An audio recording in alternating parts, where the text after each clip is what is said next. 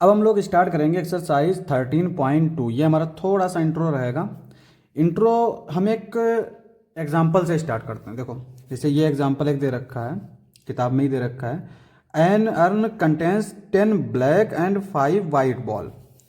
एक बैग हम मान लेते हैं जिसमें 10 ब्लैक बॉल हैं और 5 वाइट बॉल हैं।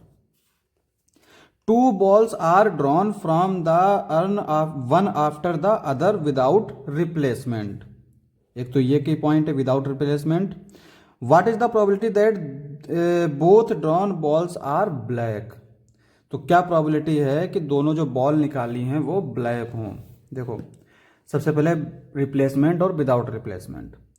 रिप्लेसमेंट नाम से पता चल रहा है कि कोई चीज़ ली, उसको किसी और चीज़ से रिप्लेस कर दिया या उसी को दोबारा रख दिया। जैसे मान लो एक कमरा है, या इसी की बात कर लेते हैं। जैसे यहाँ पे ब्लैक बॉल है, वाइट बॉल है, तो हमने एक ब्लैक बॉल निकाली और उस ब्लैक बॉल को निकालने के बाद हमने या तो उसी को रख दिया या उसकी जगह पर किसी और ब्लैक बॉल को रख दिया।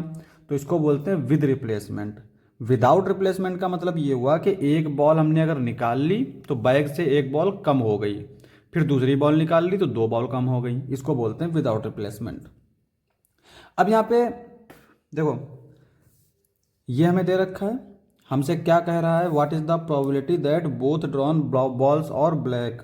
तो दो बॉल निकालनी है। देखो, मान लो तुमने एक बॉल निकाली ब्लैक, तो जब एक बॉल निकालोगे तो उसकी प्रोबेबिलिटी क्या आएगी, फेवरेबल आउटकम्स। फेवरेबल आउटकम्स क्या है, black ball upon total outcomes. Total outcome कितने होंगे, 10 इंटू 5 15।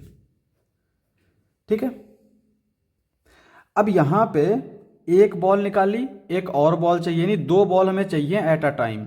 तो जब दो बॉल चाहिए तो एंड वाली पॉसिबिलिटी लग रही है। इसके लिए हम लोग जो है मल्टीप्लिकेशन लगाते हैं। ठीक है।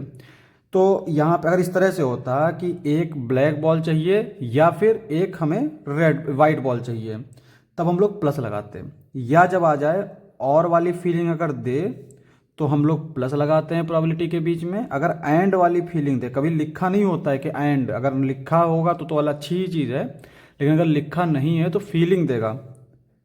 ठीक है, खुद फील कर देंगे कि ये एंड वाली पॉसिबिलिटी है या फिर और वाली। तो यहाँ पे एक बॉल हमने ब्लैक निकाली तो ये आएगी इसकी प्रोबेबिलिटी 10/15।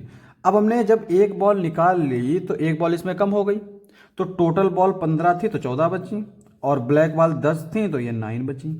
तो ये हमारा आ जाएगा, 3 से डिवाइड कर दो, 3 5 जा 15, 3 3 जा 9, और ये आ जाएगा 30 अपॉन, इसको और डिवाइड कर सकते थे, यानी 30 इंटू 5, और डिवाइड कर दो 15 7, 15/35।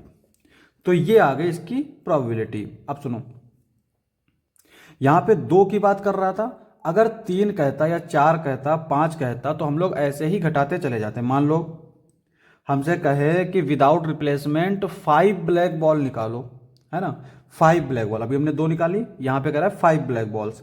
तो कैसे करोगे, 10/15, इससे एक कम 9/14, फिर एक कम 8/13, फिर एक कम 7/12, फिर एक कम 6/11। कितनी हो गई, 1 2 3 4 5। तो इस तरह से हम लोग कर लेते हैं। इसको हम लोग बोलते हैं मल्टीप्लिकेशन थ्योरम। क्या बोलते हैं, मल्टीप्लिकेशन थ्योरम। देखो, हमने कंडीशनल प्रोबेबिलिटी पढ़ी थी कि अगर हमें ई की प्रोबेबिलिटी निकालनी है और एफ की प्रोबेबिलिटी दे रखी, यानी एफ दे रखा है, ये इवेंट हो चुका है, तो ये आता था P E intersection F upon, जो बाद में होता था उसको नीचे लिखते थे, ये आता था।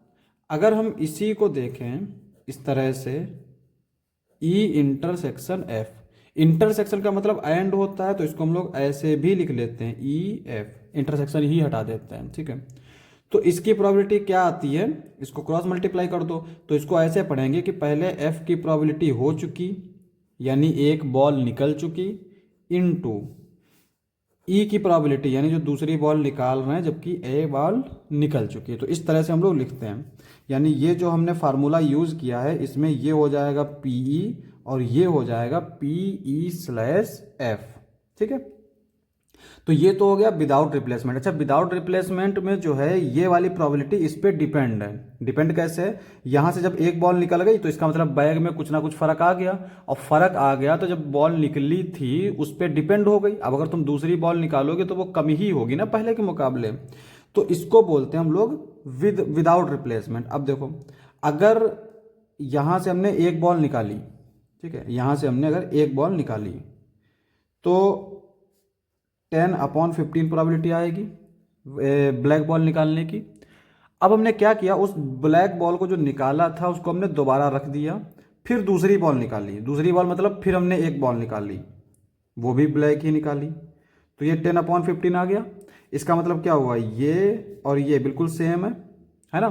तो यहाँ पे अगर एक बॉल ब्लैक निकाली और फिर उसको रख दिया तो इसका मतलब बैग हमारा पहले जैसा हो गया। जब पहले जैसा हो गया तो जो ब्लैक बॉल निकाली थी उस पर डिपेंड नहीं हुआ, और जब डिपेंड नहीं हुआ तो इसका मतलब ये हुआ कि हमें इसकी प्रोबेबिलिटी की ज़रूरत नहीं है। मतलब ये है, देखो ई स्लैश एफ, इसका मतलब क्या होता है कि एफ हो चुका है तब ई की प्रोबेबिलिटी निकालो।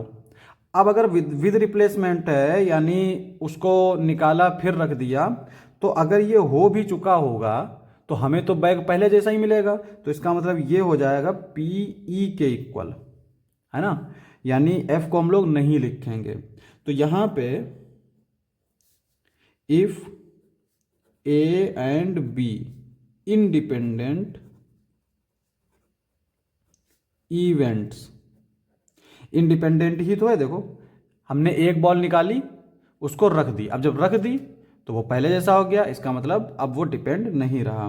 तो इंडिपेंडेंट इवन है, then probability of A intersection B is equal to P A into P B, ये होगा। ठीक है, इसको हम लोग याद रखेंगे। अब हम लोग स्टार्ट करते हैं एक्सरसाइज। अब हम लोग करेंगे एक्सरसाइज 13.2। ये क्वेश्चन नंबर 1 है। क्या दे रखा है, P A is equal to this, P B is equal to this, find P A intersection B. ठीक है, if A and B are independent events, तो ए और बी अगर हमारे इंडिपेंडेंट इवेंट हैं तो हमें ये फाइंड करना है, जबकि ये और ये दे रखा है। ठीक है, देखो if A and B are independent, अगर ए और बी इंडिपेंडेंट हैं then P A intersection B is equal to P A into P B. P A क्या दे रखा है 3/5, पी बी दे रखा है 1/5, तो यह आ जाएगा 3/25 और यही हमारा आंसर हो जाएगा।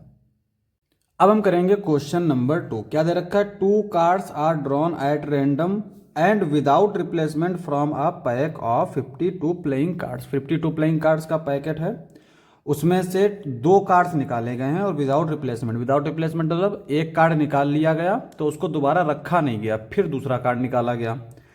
Find the probability that both the card are black, तो क्या प्रोबेबिलिटी है कि वो दोनों कार्ड ब्लैक हों। ठीक है, देखो हम लोग प्रोबेबिलिटी निकालना पहले भी जानते थे। देखो जैसे कि हमने मान लो 52 कार्ड हैं, इसमें 26 कार्ड ब्लैक होते हैं और 26 कार्ड रेड होते हैं।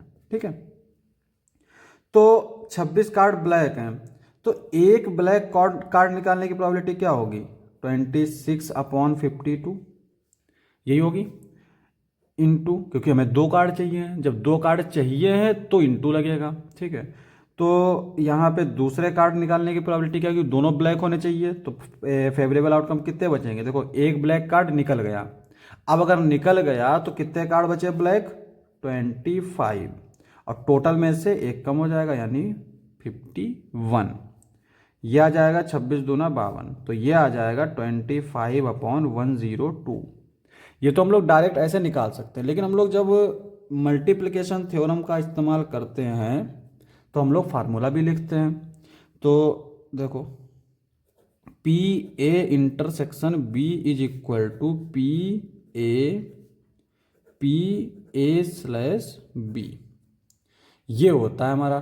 ठीक है, अब यहाँ पे देखो उल्टा लिख दिया, यहाँ पे बी स्लैश ए आएगा।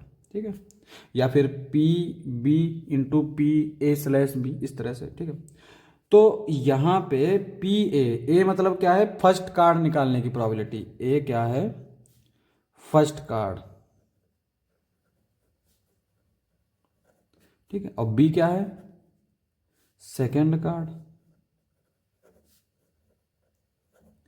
तो यहाँ पे फर्स्ट कार्ड की प्रोबेबिलिटी क्या आएगी, 26/52, और इसकी क्या आएगी 25/51।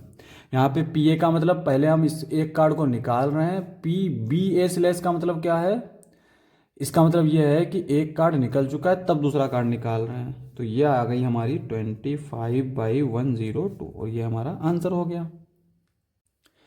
अब हम करेंगे question number 3। A box of oranges in inspected bye examining 3 randomly selected oranges from drawn without replacement.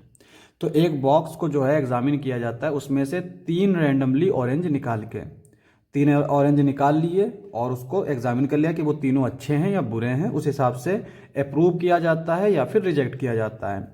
If all the 3 oranges are good the box is approved. अगर तीनों गुड हैं, यानी तीनों अगर ऑरेंजेस अच्छे हैं तो फिर अप्रूव्ड कर दिया जाता है, otherwise it is rejected. Find the probability that a box containing 15 oranges out of which 12 are good and 3 are bad ones will be approved for cell.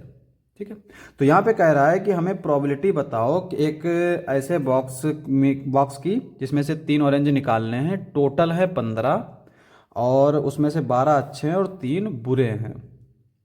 और आगे कहता है कि वो सेल के लिए अप्रूव्ड हो जाएं।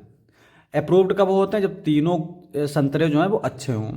तो देखो हम लोग पहले इसको अपनी तरफ से देखते हैं। देखो टोटल हमारे कितने हैं, पहला ऑरेंज हमने निकाला तो टोटल है हमारे 15, गुड ऑरेंज कितने हैं 12, यही है ना। अब हमें दूसरा ऑरेंज भी गुड ही चाहिए, एक ऑरेंज निकाल दिया, विदाउट रिप्लेसमेंट की बात कर रहा है, तो टोटल में से एक कम हो जाएगा और एक गुड में से भी कम आ जाएगा। इसी तरह से ये तीसरा वाला।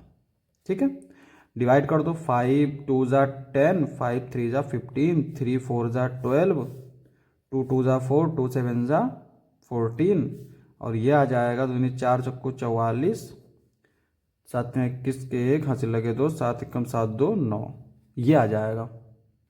लेकिन इसको अगर हम लोग मल्टीप्लिकेशन थ्योरम से करेंगे तो क्या करेंगे, ए जो है वो हमारा है फर्स्ट ऑरेंज, बी है सेकंड ऑरेंज, और सी जो है वो है हमारा थर्ड ऑरेंज। अच्छा, यहाँ पे गुड की बात भी कर रहा है, to be good.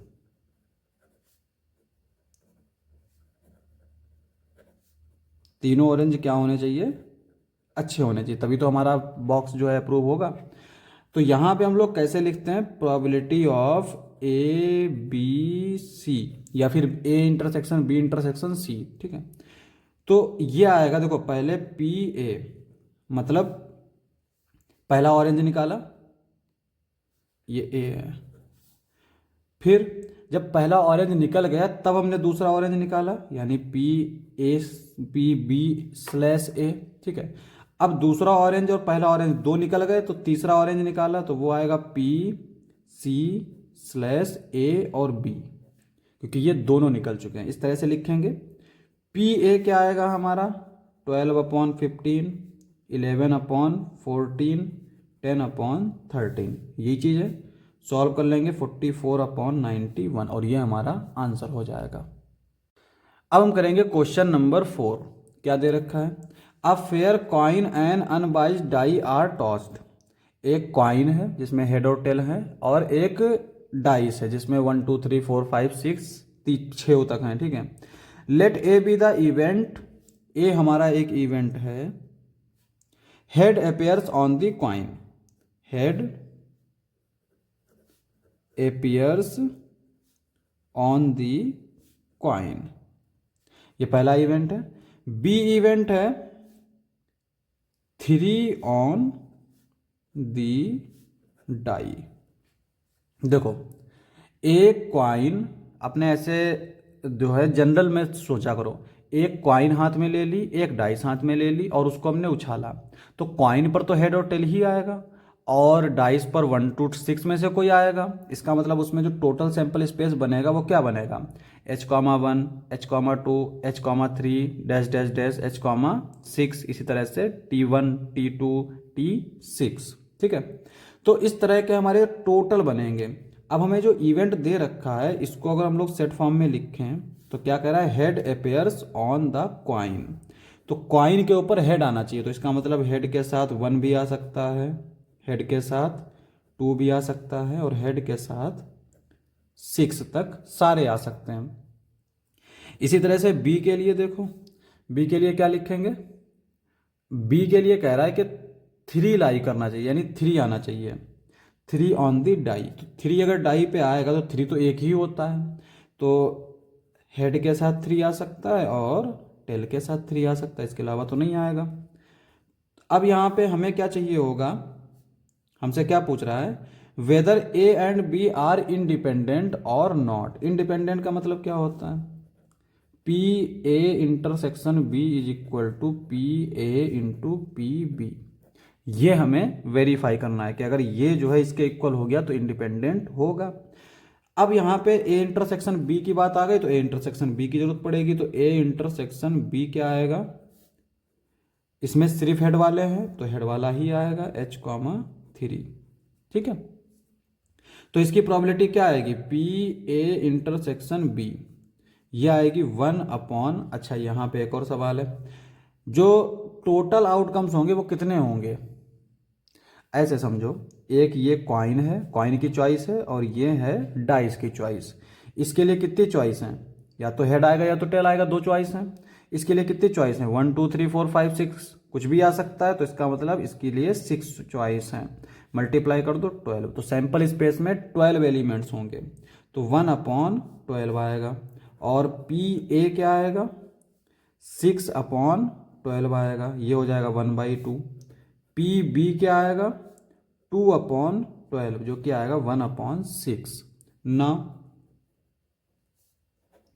P A into P B, ये क्या आएगा, 1/2 into 1/6 which is equal to 1/12, और ये जो है ये इक्वल है हमारा पी ए इंटरसेक्शन बी के। यही हमें वेरीफाई करना था, वेरीफाई हो गया। अब हम करेंगे क्वेश्चन नंबर 5। क्या दे रखा है, a die marked 1 2 3 is red and 4 5 6 in green is tossed. एक डाइस है जिधर 1 2 3 लिखा है उसको रेड से जो है पेंट कर दिया गया, और जिधर 4 5 6 लिखा है उसको ग्रीन से। Let A B the event, A हमारा इवेंट है, the number is even, the number is even. तो ए हमारा किस तरह का सेट होगा, देखो, आ डाई मार्क्ड दिस, हाँ, तो ए नंबर हमारा क्या होना चाहिए, इवन, तो इसका मतलब 2 4 6, कलर की बात नहीं कर रहा है, इवन ऑड की बात कर रहा है, तो इवन तो हमारे यही होंगे। बी दे रखा है event, the number is red, the number is red, तो बी में किस तरह का एलिमेंट होगा, देखो 1 2 3 1 2 3। हमसे पूछ रहा है are A and B independent, तो पहले क्या चाहिए हमें, ए इंटरसेक्शन बी, ये क्या आएगा, देखो ये आएगा 2। Probability of A intersection B, ये क्या आएगी हमारी 1/6, क्योंकि एक डाई ही है, डाई में 6 हमारे फेस होते हैं, तो इसका मतलब 1/6। और एंड पी ए, ये क्या आएगा 3/6 यानी 1/2। पी बी, ये क्या आएगा 3/6 यानी 1/2। Now P A into P B क्या आएगा 1/2 विच इज इक्वल टू 1/4, और ये हमारा इक्वल नहीं है 1/6 के। This implies that P A P B is not equal to P A intersection B. This implies that not independent. ठीक है, अगर इक्वल नहीं आया तो इंडिपेंडेंट भी नहीं रहा। अब हम करेंगे question number 6। Let E and F be events with P E is equal to this, P F is equal to this and P E intersection F is equal to this. Are E and F independent. तो हमसे पूछ रहा है कि क्या ई और F independent हैं। देखो, if P A E intersection A B मान लेते हैं, A intersection B is equal to P A P B, this implies that A and B are independent. तो मतलब ये हुआ कि अगर हमने इसको वेरीफाई कर लिया और ये इक्वल आ गए तो इसका मतलब इंडिपेंडेंट होगा, अगर नहीं आए तो इंडिपेंडेंट नहीं होगा। Now P E into P F ये निकाल लेते हैं। पी ई इंटरसेक्शन एफ तो दे ही रखा है, तो ये आएगा 3/5 इंटू 3/10, 3 3 9 अपॉन 50। ठीक है, और जो कि इक्वल नहीं है 1/5 के, इसलिए this implies that E and F R not independent. तो ये हमारे इंडिपेंडेंट नहीं होंगे। अब हम करेंगे क्वेश्चन नंबर 7। क्या दे रखा है, given that the events A and B are such that P A is equal to this, P A union B is equal to this and P B is equal to this, find P if they are.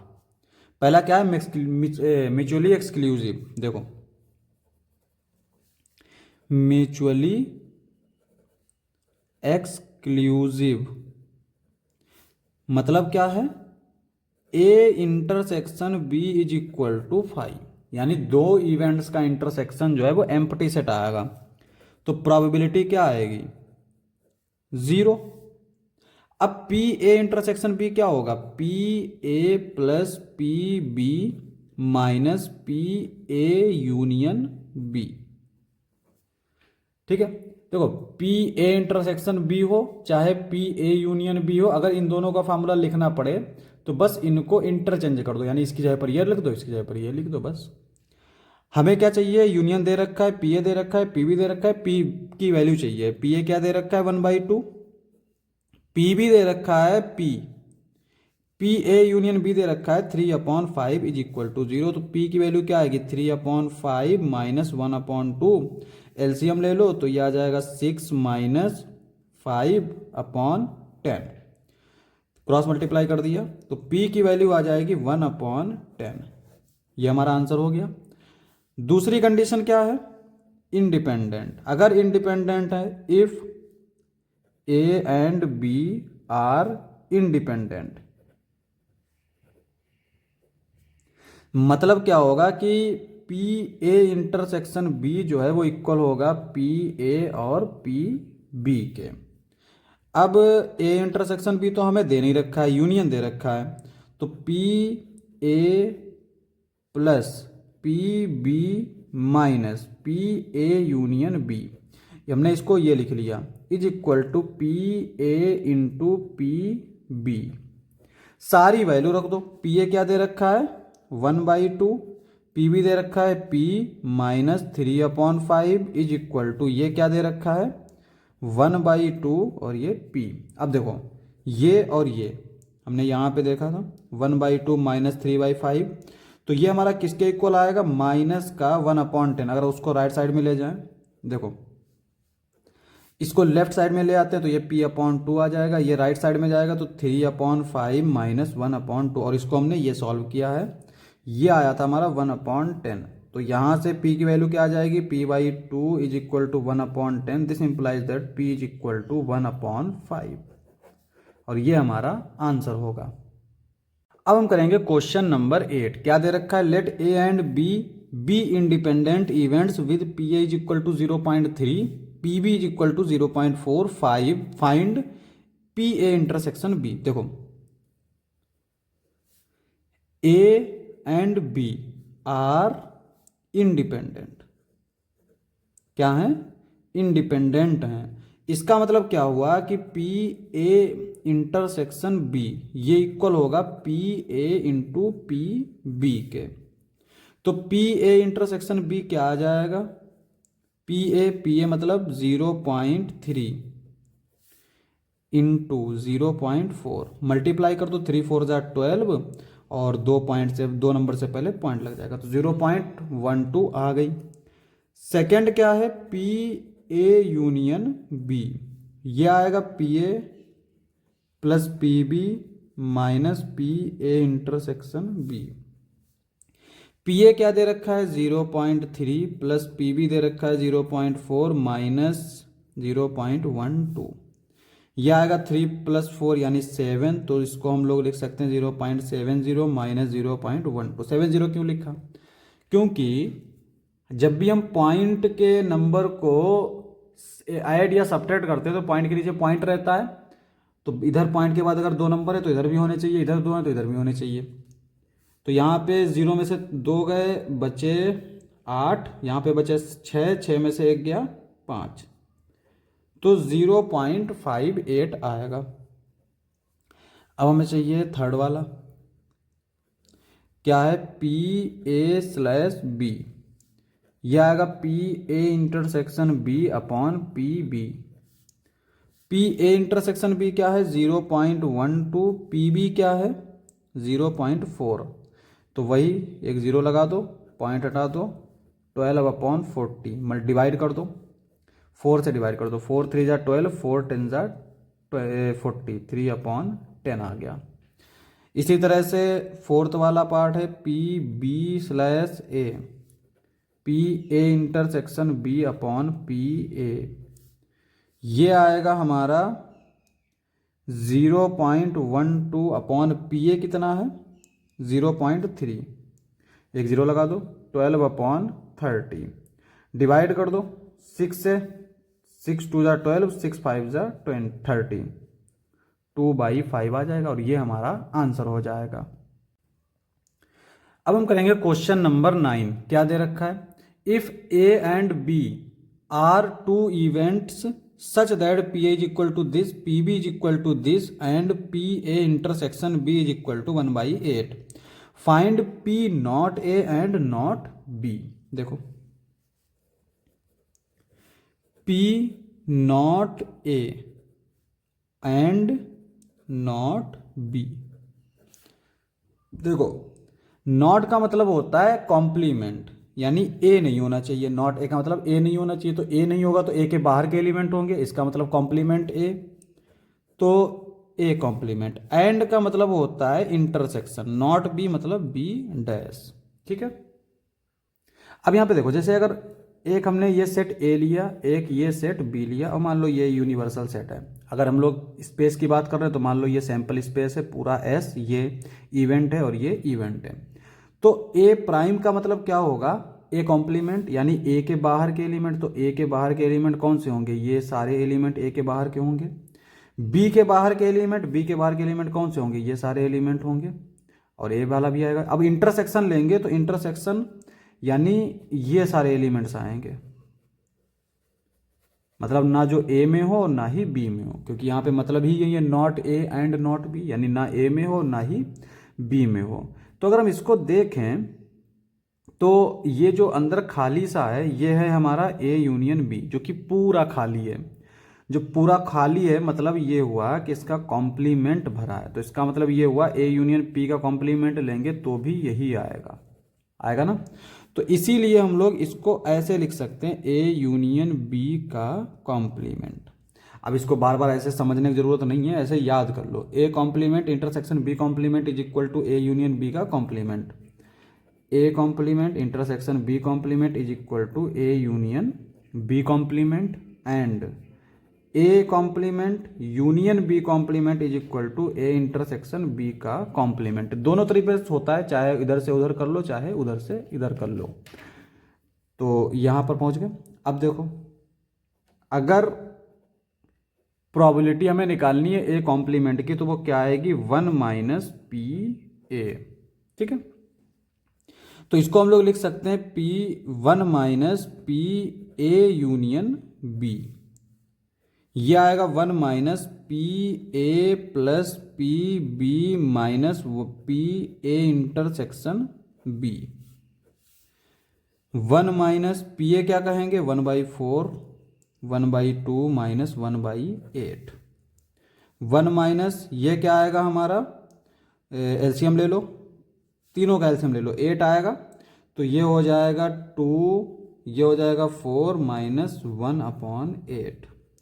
4 2 6, 6 में से 1 गया 5, तो 1 minus 5/8, और ये equal आएगा हमारा 8 1 जा 8, 8 में से 5 गए 3, तो 3/8। ये हमारा आंसर हो जाएगा। अब हम करेंगे क्वेश्चन नंबर 10। क्या दे रखा है, events A and B are such that P A is equal to half, P B is equal to 7/12 and P not A और not B is equal to 1/4। State whether A and B are independent. तो यहाँ पे बताना है कि ए और B independent हैं या फिर नहीं है। इंडिपेंडेंट अगर होंगे तो पी ए इंटरसेक्शन बी जो है ये इक्वल होगा पी ए पी बी के, अगर इंडिपेंडेंट होंगे तो। ठीक है, अब यहां पे दे क्या क्या रखा है, P A is equal to 1/2, P B is equal to 7/12। तो पी ए और पी बी तो दे रखा है, हमें चाहिए पी ए इंटरसेक्शन बी। तो उसके लिए हमें क्या दे रखा है, एंड पी नॉट ए और not B is equal to 1/4। Not A का मतलब कॉम्प्लीमेंट ए का, और बी कॉम्प्लीमेंट। और का मतलब होता है यूनियन, एंड का मतलब होता है इंटरसेक्शन। तो ए ये आएगा इस तरह से, और ये हमने पहले भी बताया है कि इससे पहले वाले क्वेश्चन में कि इसको हम लोग ऐसे लिख सकते हैं 1/4, और कॉम्प्लीमेंट आ गया, इसका मतलब ये हुआ कि 1 minus P A intersection B is equal to 1/4। यहां से अगर हम देखेंगे पी ए इंटरसेक्शन बी, ये आएगा 1 minus 1/4। This implies that P A intersection B is equal to 3/4। तो पी ए इंटरसेक्शन बी मिल गया। Now P A into P B क्या आएगा, 1/2 इंटू 7/12 क्या आएगा, 7/24। ठीक है, तो ये हमारा इस तरह से आ जाएगा।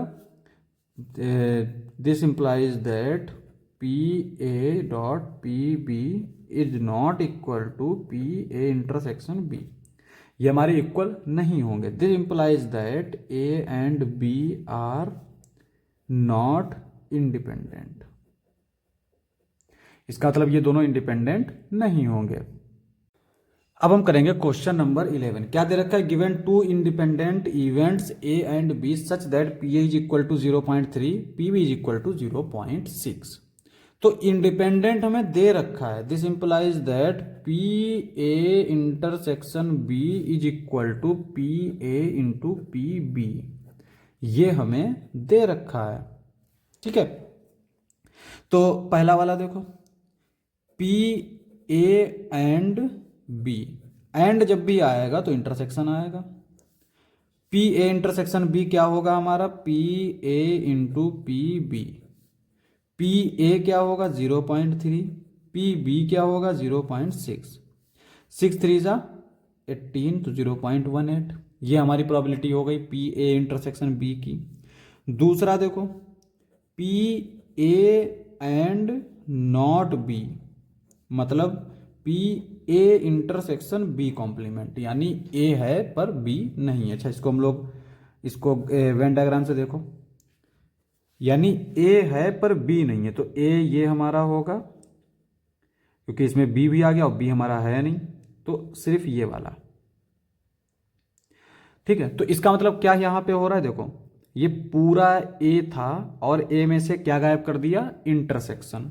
तो इसका मतलब हम इसको लिख सकते हैं पी ए में से पी ए इंटरसेक्शन बी हम लोग गायब कर देंगे।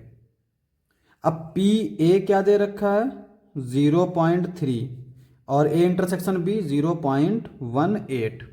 अब यहाँ पे 0.3 का मतलब इसको हम लोग ऐसे लिख सकते हैं, सब्ट्रैक्ट कर दो, 0 में से 8 गए, बचे 2, मैंने 0 से नहीं, 10 में से 8 गए, 2 बचे, यहाँ पे बचे 2, 2 में से 1 गया 1, 0.12 ये आएगा। तीसरा है हमारा पी ए और बी। जब भी और आएगा इसका मतलब यूनियन, और यूनियन जब होगा तो P A plus P B minus P A intersection B. P A क्या होगा, वो होगा हमारा 0.3, पी बी क्या होगा 0.6, ए इंटरसेक्शन बी 0.12। ये क्या आएगा 0.9 और एक 0 बढ़ा लो 0.12। 90 में से 12 जाएंगे, कितने बचेंगे, 6 3 9, हाँ ठीक है, 90 में से 12 गए तो हमारे बचेंगे 78, 78। तो ये आ जाएगा हमारा, ठीक है। फोर्थ वाला देखो, neither A nor be. P का मतलब ना तो ए है और ना ही बी है, यानी ए और बी के बाहर का। तो नाइदर ए नॉर बी का मतलब होता है not A and not B, ना तो ए है ना तो बी है। ये हमारा होगा A complement intersection B complement. इसको हम लोग लिख सकते हैं ए यूनियन बी का कॉम्प्लीमेंट, और इसको लिख सकते हैं 1 minus P A union B. 1 माइनस ए यूनियन बी हमने निकाल लिया, यह आएगा हमारा 0.78। सब्ट्रैक्ट कर दो, 1 में से 0.8 जाएगा, यानी कि 1.000.78। 10 में से 8 गए 2, 9 में से 7 गए 2, तो सॉरी यहाँ पे 10 में से 8 गए 2, तो ये आ गया 22, 0.22। तो ये हमारी इसकी प्रोबेबिलिटी हो गई, चारों की निकल आई, तो ये हमारा आंसर हो जाएगा। अब हम करेंगे क्वेश्चन नंबर 12। अब हम करेंगे क्वेश्चन नंबर 12। क्या दे रखा है, a die is tossed thrice, find the probability of getting an odd number at least once.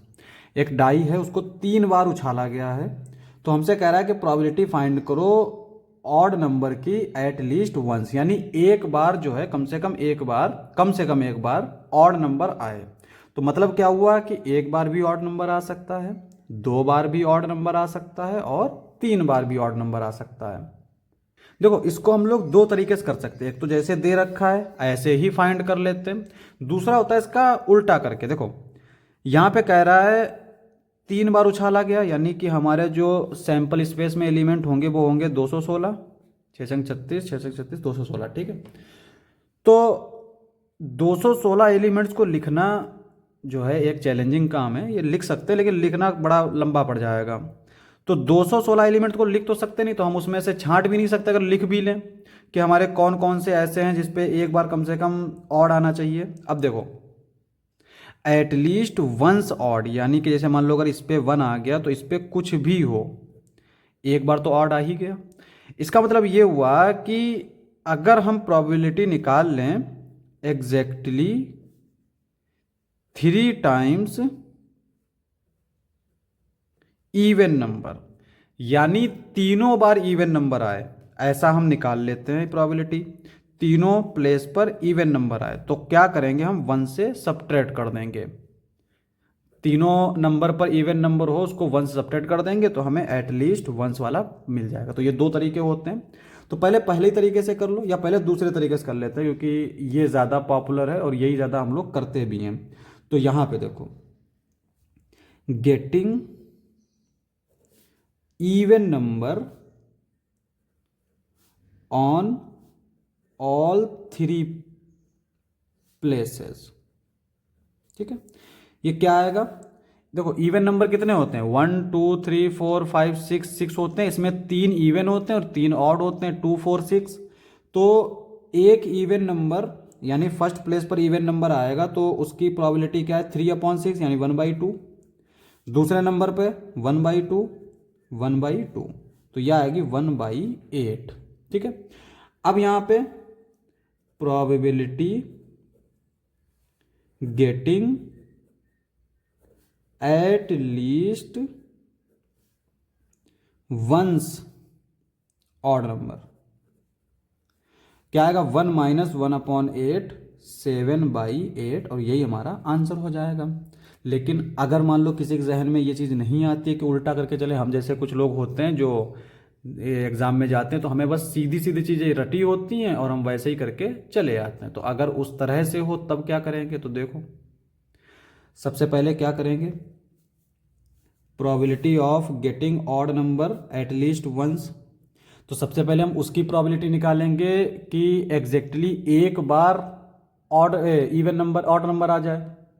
At least one की बात कर रहा है ना, यानी एक बार भी आ सकता है, दो बार भी आ सकता है और तीन बार भी आ सकता है। तो पहले एक बार के लिए देखो, तो एक बार के लिए मान लो इस पे ऑड नंबर आ जाएगा, इस पे इवन, इस पे इवन, फिर इस पे ऑड नंबर, इस पे इवन, इस पे इवन, और फिर इस पे ऑड नंबर, इस पे इवन, इस पे इवन।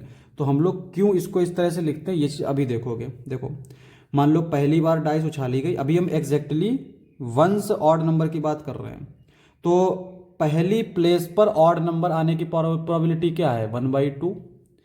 और दूसरे प्लेस पर हमारे इवन नंबर आएंगे तो उनकी भी प्रोबेबिलिटी 1/2 ही होती है, ठीक है। प्लस फर्स्ट प्लेस पर इवन नंबर, सेकंड प्लेस पर odd number, plus first place पर और सेकंड प्लेस पर इवन नंबर, थर्ड प्लेस पर ऑड नंबर। तो ये आ गई एग्जैक्टली वंस के लिए, यानी एक बार, एग्जैक्टली एक बार जो है ऑड नंबर आएगा। अब देखो अब दो बार ऑड नंबर आएगा, इस पे और इस पे, या फिर इस पे और इस पे, या फिर इस पे और इस पे। तो वो क्या आएगा, देखो पहले और दूसरे प्लेस पर ऑड नंबर 1/2 1/2, तीसरे प्लेस पर इवन नंबर, प्लस पहले और तीसरे प्लेस पर ऑड नंबर और बीच में इवन नंबर, प्लस पहले पर ऑड नंबर, नहीं पहले पर इवन नंबर, दूसरे पर ऑड और तीसरे पर ऑड। तो ये तीन आ गए ना, ये पहले पर ऑड है, दूसरे पर ऑड है, तीसरे पर इवन, ये फिर है दूसरे तीसरे पर ऑड, पहले पर इवन, यहाँ पे पहले और तीसरे पर ऑड, बीच में इवन। तो ये तो हो गई एग्जैक्टली वंस ऑड नंबर, और ये हो गए एग्जैक्टली 2 ऑड नंबर। अब आते हैं हम लोग एग्जैक्टली 3 ऑड नंबर। तो यहाँ पे इस पे 3 ऑड नंबर आने की प्रोबेबिलिटी क्या है, 1/2 इंटू, इस पे ऑड नंबर आने की प्रोबेबिलिटी 1/2 इंटू 1/2। इसके अलावा तो नहीं होगा, ठीक है। इसके लिए एक ही प्लेस आएगा। तो अब देखो कितने हो गए, 1 2 3 4 5 6 7। तो नीचे तो हमारा 8 ही रहेगा, और सबको जब ऐड करोगे तो ये आएगा 7/8। तो ये हमारा इस तरह से आ जाएगा। लेकिन इसमें ये होता है ना, थोड़ा सा लंबा पड़ जाता है और इसमें भी थोड़ा कन्फ्यूजन हो जाता है, क्योंकि इसमें याद रखना पड़ेगा ना, एग्जैक्टली वंस के लिए बोल रहा है या फिर एटलीस्ट वंस के लिए बोल रहा है। तो एटलीस्ट वंस के लिए बोल रहा है तो 1 के लिए भी चाहिए, 2 के लिए भी चाहिए और 3 के लिए भी चाहिए। तो ये हमारा आंसर हो जाएगा। अब हम करेंगे क्वेश्चन नंबर 13। क्या दे रखा है, 2 balls are drawn at random with replacement from a box containing 10 black and red balls. एक बॉक्स है, इसमें 10 ब्लैक बॉल हैं और 8 रेड बॉल हैं, ठीक है।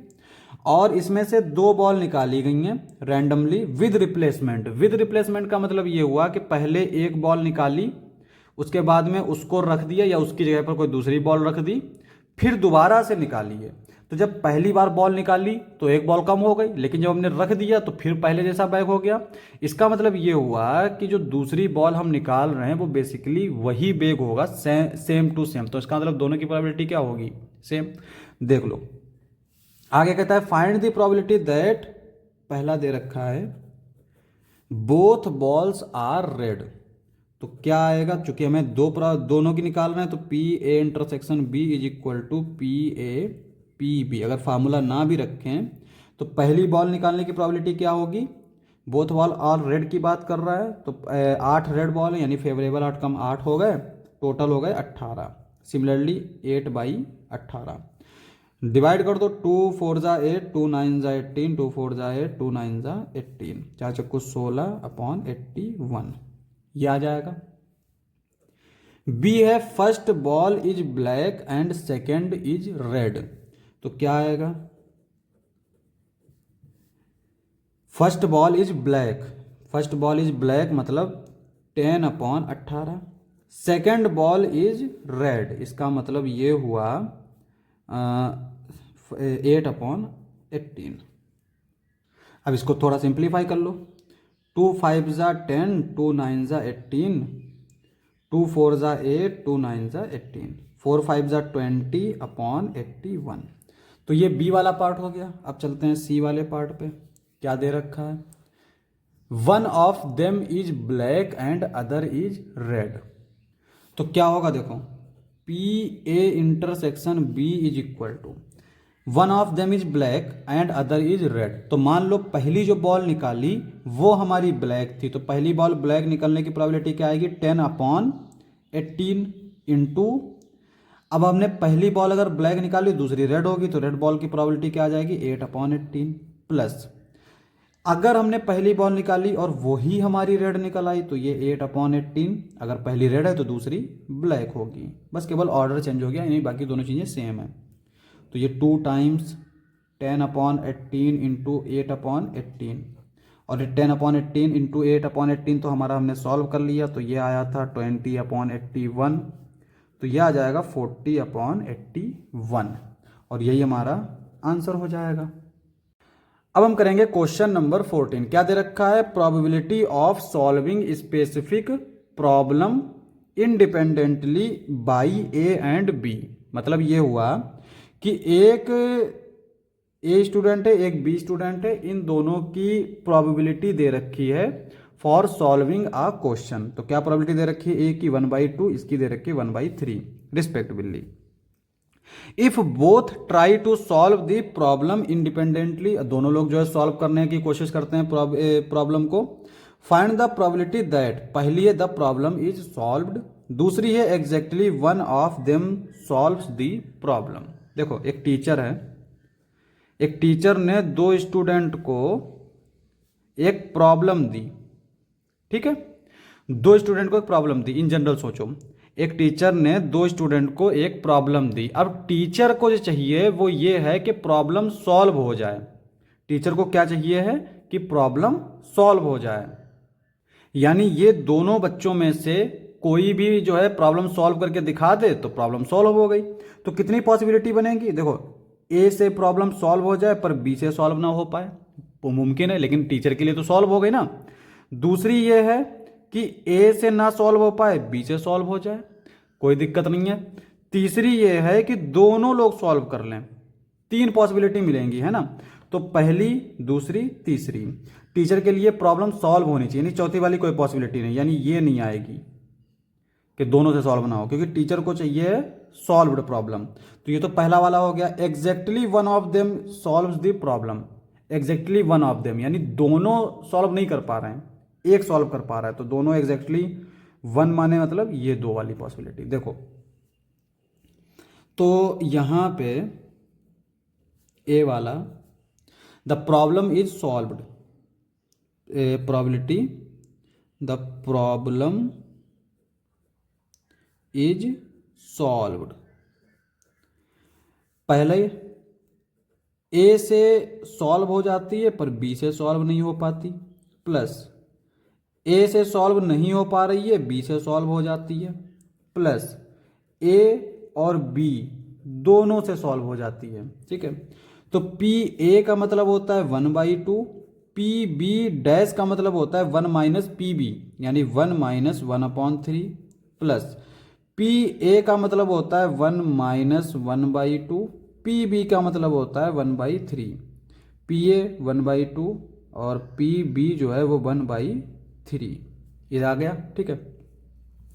अब यहाँ पे क्रॉस मल्टीप्लाई कर लो, सब में नीचे तो 6 ही आएगा, तो नीचे लिख लेते हैं 6। यहाँ क्या बचेगा?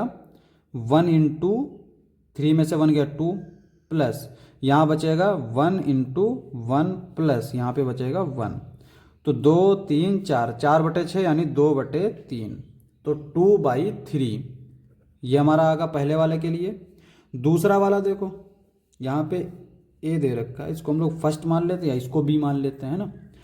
Exactly one of them solves the problem, exactly one of them solve the problem, तो प्रोबेबिलिटी क्या आएगी? अगर इसको हम ई इवेंट मान लें तो प्रोबेबिलिटी ऑफ ई आएगी पी ए से सॉल्व हो जाती है, बी से सॉल्व नहीं होती, प्लस ए से सॉल्व नहीं हो पा रही है, बी से सॉल्व हो जा रही है, यह आएगा। पी ए दे रखा है 1/2 और यह आएगा 1 माइनस 1/3, प्लस यह आएगा 1 माइनस 1/2, यह आएगा 1/3। ये आ जाएगा अपॉन में 6, यहाँ पे बचेगा 2 और यहाँ पे बचेगा 1, तो ये आएगा 3/6 विच इक्वल टू 1/2 और ये हमारा आंसर हो जाएगा। अब हम करेंगे क्वेश्चन नंबर 15। क्या दे रखा है, 1 card is drawn at random from a well shuffled deck of 52 cards. एक 52 कार्ड्स की डेक है, उसको अच्छे से सफल किया गया है। In which of the following cases are the events E and F independent. तो यहाँ पे हमें इवेंट्स दे रखे हैं, हमसे पूछ रहा है कि किनमें से ई और एफ जो है वो इंडिपेंडेंट इवेंट होंगे। इंडिपेंडेंट इवेंट का मतलब ई इंटरसेक्शन एफ जो है ये इक्वल हो जाएगा पीई पी एफ के। ठीक है, तो ए से स्टार्ट करते हैं, पहले वाले से। ई हमारा दे रखा है the card drawn is spared. Spared देखो 52 कार्ड्स हैं, इसमें से हमारे 26 कार्ड होते हैं ब्लैक और 26 कार्ड होते हैं रेड। 13 कार्ड 13 कार्ड 13 13, ठीक है। तो इसमें से 13 जो है वो होते हैं स्पेड, और इसमें से जो है बाकी और होते हैं, ठीक है। The card drawn is an S. पहले ई वाला देखो, प्रोबेबिलिटी ऑफ ई क्या आएगा, 13 होते हैं तो 13/52 जो कि आ जाएगा हमारा 13 चक्कू 52, 1/4, ठीक है। P F the card is an S. देखो तो कार्ड एस कितने होंगे, देखो इसमें एक एस होगा, एक इसमें होगा, एक इसमें होगा, एक इसमें होगा, टोटल कितने हो गए 4। तो 4/52 यानी 1/13, ठीक है। अब हमें चाहिए है ई इंटरसेक्शन एफ की प्रोबेबिलिटी। देखो टोटल तो 52 है। अब ऐसा इंटरसेक्शन एफ का मतलब क्या हुआ कि स्पेड भी हो और एस भी हो। अब एक चीज देखो, स्पेड जो है वो बेसिकली एक हमारा सेट है, उसमें 13 कार्ड है, और एस जो है वो इंडिपेंडेंट एक कार्ड है। तो जब भी इस तरह से हो कि एक हमारा पूरा मतलब जो है सेट टाइप का हो और एक एलिमेंट टाइप का हो, तो हम सिंपल देख लेंगे कि वो जो दूसरा है ये एलिमेंट इसमें है या फिर नहीं है। तो यहाँ पे स्पेड में अगर हम देखें तो कितने एस होते हैं, एक ही होता है ना। तो इसका मतलब ये आएगा 1/52। Now P E into P F क्या आएगा, 1/4 into 1/13, 1/52 which is equal to P E intersection F. तो ये पहला वाला हो गया। अब बी वाला देखो, the card drawn is black. जो कार्ड हमने निकाला है वो क्या है, ब्लैक। तो पी ई जो है वो क्या आएगा 52 और ब्लैक कितने हैं 26। सॉल्व कर लेंगे 1/2। पी एफ क्या है, the card drawn is a king. देखो टोटल कार्ड है 52, किंग कितने होंगे, देखो एक इसमें किंग होगा, एक इसमें होगा, एक इसमें होगा, एक इसमें होगा, तो किंग हो गए टोटल 4। तो यह आएगा 4/52 यानी कि 1/13, ठीक है। अब हमें चाहिए पी ई इंटरसेक्शन एफ। देखो टोटल तो है 52, इंटरसेक्शन देखो, इंटरसेक्शन मतलब एक ऐसा हमें निकालना है कार्ड जो ब्लैक भी हो और किंग भी हो। तो ब्लैक तो है 26 को अगर हम देखें तो 13 होते हैं और दोनों में एक एक किंग होता है। इसका मतलब ये हुआ कि दोनों 2 किंग हमारे इस कार्ड में होंगे। ये जो ब्लैक कार्ड्स का सेट होगा उसमें 2 किंग होंगे, ठीक है। तो इसका मतलब ये आएगा 2/52 और इसको अगर हम देखें तो यह आएगा 26। ना P E into P F ये क्या आएगा 1/2 into 1/13 which is equal to 1/26 which is equal to PE intersection F. This implies that E and F are independent. यहां पे भी E और F जो है वो इंडिपेंडेंट होंगे। अब आते हैं लास्ट वाले पे, क्या कह रहा है C वाला, E the card drawn is a king और क्वीन। जो कार्ड निकाला है वो या तो किंग होगा या फिर क्वीन होगा। अगर और आता है तो सेट में हो तो यूनियन, और अगर नंबर्स में हो तो प्लस। तो यहाँ पे प्रोबेबिलिटी ऑफ ई क्या आएगा, किंग और क्वीन, देखो 4 किंग होते हैं और 4 ही क्वीन होते हैं। तो किंग अगर निकालेंगे तो मान लो 4/52, क्वीन अगर निकाल रहे हैं तो भी 4/52, तो यह आएगा 2/13। ठीक है। पी एफ क्वीन और जैक सेम चीज 2/13 ही आएगा। क्यों? क्योंकि क्वीन भी हमारी 4 है, जैक भी 4 है, तो इसका मतलब 2/13। ठीक है। ई इंटरसेक्शन एफ, ई इंटरसेक्शन एफ यानी किंग और क्वीन, क्वीन और जैक। समझो, पहले सेट समझो। ई इंटरसेक्शन एफ मतलब होगा किंग और क्वीन एंड क्वीन और जैक। इंटरसेक्शन जब होता है तो हमारा एंड आता है, एंड आए या इंटरसेक्शन आए मतलब कॉमन चाहिए। तो ई इंटरसेक्शन एफ, इसमें कॉमन क्या है? क्वीन कॉमन है, तो कितनी क्वीन होती हैं? 4, तो 4/52 क्या आएगा ये हमारा? ये आ जाएगा 1/13। तो यहाँ पे अगर हम देखें P E into P F क्या आएगा? 2/13 इंटू 2/13 जो कि आएगा 4/169, और ये हमारा इक्वल नहीं होगा पी ई इंटरसेक्शन एफ के। इसका मतलब नॉट इंडिपेंडेंट। तो तीसरा वाला जो है वो इंडिपेंडेंट नहीं होगा। अब हम करेंगे क्वेश्चन नंबर 16। क्या दे रखा है? In a hostel 60% of the student read Hindi newspaper. तो परसेंटेज और प्रोबेबिलिटी में क्या है कि प्रोबेबिलिटी को अगर 100 से मल्टीप्लाई कर दो तो वो परसेंटेज बन जाता है, परसेंटेज को 100 से डिवाइड कर दो वो प्रोबेबिलिटी बन जाता है। तो सॉल्यूशन देखो, इन अ हॉस्टल, ये पहले हॉस्टल की बात कर रहा है, तो लिख लेते हैं in hostel. P H, Hindi पढ़ने वाले कितने हैं? 60/100 मतलब 0.6, ये हिंदी पढ़ने वाले हो गए। और इंग्लिश पढ़ने वाले कितने हैं? 40/100 मतलब 0.4 हो गए। एंड 20% रीड बोथ, बोथ मतलब एच इंटरसेक्शन ई, ये हो गए 0.2। A student is selected at random, एक स्टूडेंट को रैंडमली सिलेक्ट किया गया। Find the probability that she reads neither Hindi nor English newspaper.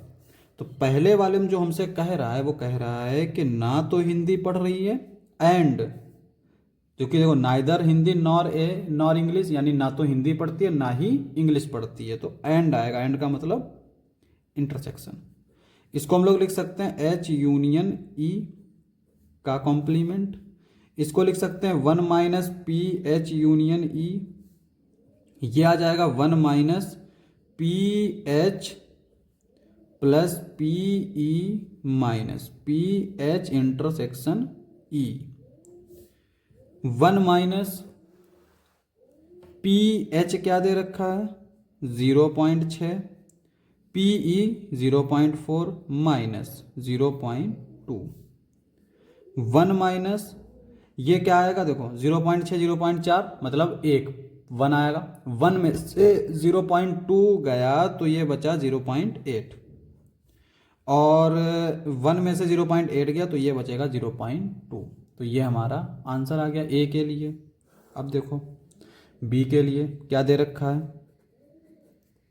If she reads Hindi newspaper find the probability that she reads English newspaper. देखो यहाँ पे if she reads Hindi newspaper, अगर वो Hindi newspaper पढ़ती है, ये उसका रूटीन है यानी डेली का काम है। Find the probability that she reads English newspaper, तो मतलब ये हुआ कि ये हमें दे रखा है और हमें ये निकालना है। तो बेसिकली हमें निकालना है इंग्लिश न्यूज़पेपर पढ़ती है जबकि वो हिंदी वाला पढ़ती है, मतलब इंग्लिश पढ़ रही है ये निकालना है, और हिंदी पढ़ती है ये हमें दे रखा है। तो ये इक्वल होगा पी ई इंटरसेक्शन एच के upon P H. P E intersection H हमें क्या दे रखा है? 0.2, और पी एच जो है वो हमारा है 0.6। हट जाएगा पॉइंट से पॉइंट, तो ये आ जाएगा 1/3 P H slash E. If she reads English newspaper, यानी इंग्लिश न्यूज़पेपर पढ़ती है, find the probability that she reads Hindi newspaper, तो हमें हिंदी न्यूज़पेपर की प्रोबेबिलिटी निकालनी है। ठीक है, तो ये आएगा पी ई, यहाँ पे बेसिकली हम लोग पी ई लिख रहे हैं, तो यहाँ पे एन ई भी होता है, मतलब नंबर ऑफ एलिमेंट भी लिख सकते हैं। पी एच इंटरसेक्शन ई, एच इंटरसेक्शन ई क्या दे रखा है 0.2 अपॉन पी ई क्या दे रखा है 0.4, पॉइंट से पॉइंट हट गया, 2/4 यानी 1/2। ये हमारा आंसर आ गया। अब हमें चाहिए, ये तो सी वाला ही था, तो ये हमारा टोटल आंसर हो गया। अब हम करेंगे question number 17, objective type question है। क्या कहता है, the probability of obtaining an even prime number. Even prime number कौन सा होता है, वो होता है 2, इसके अलावा कोई भी इवन प्राइम नंबर नहीं होता है। On each die when a pair of dice is rolled, अगर पेयर ऑफ डाइस यानी 2 डाइस को अगर हमने रोल किया है तो दोनों पर इवन प्राइम नंबर आए, इसकी प्रोबेबिलिटी बताओ। तो दोनों पर इवन प्राइम नंबर आने की प्रोबेबिलिटी क्या होगी, देखो दोनों पर इवन नंबर मतलब दोनों पर 2,2 आ जाए, तो अगर उसको रोल किया गया है तो एक ही पॉसिबिलिटी है कि दोनों पर 2,2 आए, है ना। और टोटल आउटकम्स कितने आएंगे 6 स्क्वायर यानी 36, तो इसमें एक एलिमेंट है और यह 36, तो क्या आएगा 1/36। तो ये हमारा ऑप्शन डी जो है वो करेक्ट हो जाएगा। अब हम करेंगे क्वेश्चन नंबर 18, ये भी हमारा एक ऑब्जेक्टिव टाइप क्वेश्चन है। 2 events A and B will be independent if A and B are mutually exclusive, वगैरह वगैरह। यहाँ पे 4 ऑप्शन दे रखे हैं, तो यहाँ पे कह रहा है 2 events A and B will be independent. देखो इंडिपेंडेंट का जो हमने पढ़ा है अभी तक, वो पढ़ा है P A intersection B is equal to P A into P B. ये होता है अगर दोनों इवेंट इंडिपेंडेंट हों।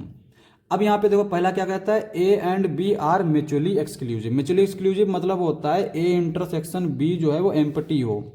अगर इंटरसेक्शन एम्प्टी है तो इसकी प्रोबेबिलिटी क्या होगी 0। तो ए इंटरसेक्शन बी की प्रोबेबिलिटी 0 हो, ये जरूरी तो है नहीं, तो इसका मतलब ये हुआ कि ये नहीं होगा। दूसरे को अभी हम लोग कैलकुलेटिव मामला है तो इसको हम लोग होल्ड करते हैं, P A is equal to P B. तो यहां पर यह भी जरूरी नहीं है कि अगर इंडिपेंडेंट की बात की जा रही है तो दोनों इक्वल ही हो, बिना इक्वल हुए भी इंडिपेंडेंट हो सकते हैं, तो ये भी नहीं होगा। इसको ऐसे समझ सकते हैं कि मान लो ए इवेंट है, एक डाई रोल की गई है, ए इवेंट हमारा क्या आया इवन नंबर, और बी इवेंट क्या आया ऑड नंबर।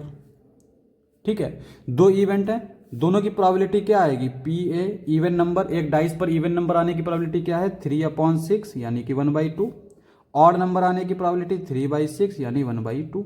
दोनों की सेम है, लेकिन अगर हम लोग इसका इंटरसेक्शन लेंगे तो वो आएगा एम्प्टी सेट, और उसका अगर हम प्रोबेबिलिटी लेंगे तो आएगी 0, तो जरूरी नहीं इंडिपेंडेंट हो। दूसरी चीज ये है डी वाला, P A plus P B is equal to 1। ठीक है, देखो ये भी जरूरी नहीं, जैसे एक एग्जांपल के लिए हमने एक बैग लिया, इसमें 2 ब्लैक बॉल हैं, एक वाइट बॉल है। ठीक है, 2 हमने बॉल निकाली विदाउट रिप्लेसमेंट, दोनों बॉल ब्लैक होनी चाहिए, तो 2/3 इंटू 1/3 ये आ गया। या इसको ऐसे कर सकते हैं, एक इवेंट हमने ए ले लिया, वाइट बॉल निकालना है, ठीक है। बी इवेंट ले लिया वाइट बॉल, दोनों बार वाइट बॉल निकालनी है, और यहां पे रूल क्या है विद रिप्लेसमेंट, यानी पहले वाइट बॉल निकाली फिर रख दी, फिर निकाली फिर रख दी। तो क्या आएगी प्रोबेबिलिटी इसकी, पी ए की प्रोबेबिलिटी आएगी 1/3, पी बी की प्रोबेबिलिटी आएगी 1/3। जब दोनों को ऐड करोगे तो 2/3 यानी 1 नहीं आया, तो इसका मतलब ये भी पॉसिबल नहीं है। तो बचा क्या एक बी, और यही हमारा करेक्ट आंसर भी होगा। अगर इसको हम लोग सॉल्व भी करना चाहें तो कैसे करेंगे, देखो P A and B, and जब भी आता है मतलब बीच में कहीं ना कहीं इंटरसेक्शन है। ठीक है, तो जब इंटरसेक्शन है इसका मतलब ये हुआ, इसको हम लोग लिख सकते हैं ए यूनियन बी का कॉम्प्लीमेंट। इसको लिख सकते हैं 1 - पी ए यूनियन बी, इसको लिख सकते हैं 1 - P A plus P B minus P A intersection B, bracket लगा देते हैं। ठीक है, इस तरह से आ गए। तो यहाँ पे अब हमें क्या दे रखा है, एक और चीज़ यहाँ पे, two events A and B will be independently. तो ये इंडिपेंडेंटली कब होंगे? अच्छा, यहाँ तक पहुँच गए। इंडिपेंडेंटली मतलब हमें ये चीज़ प्रूफ करनी है, तो यहाँ तक पहुँच गए ना। 1 minus P A 1 minus P B multiply करो, तो यह आएगा 1 माइनस, इसको इससे मल्टीप्लाई करेंगे, P A minus P B और is equal plus P A into P B. अब ये दोनों इक्वल दे रखे हैं, this implies that 1 minus P A minus P B plus P A intersection B, यह आएगा 1 minus P A minus P B plus P A into P B. ये cancel, ये कैंसिल, कैंसिल, क्या बचेगा? P A intersection B is equal to P A into P B. तो अगर ये condition दे रखी है तो मतलब ये हुआ कि ए और बी इवेंट्स इंडिपेंडेंटली होंगे। ठीक है, ये हमारा आंसर हो जाएगा।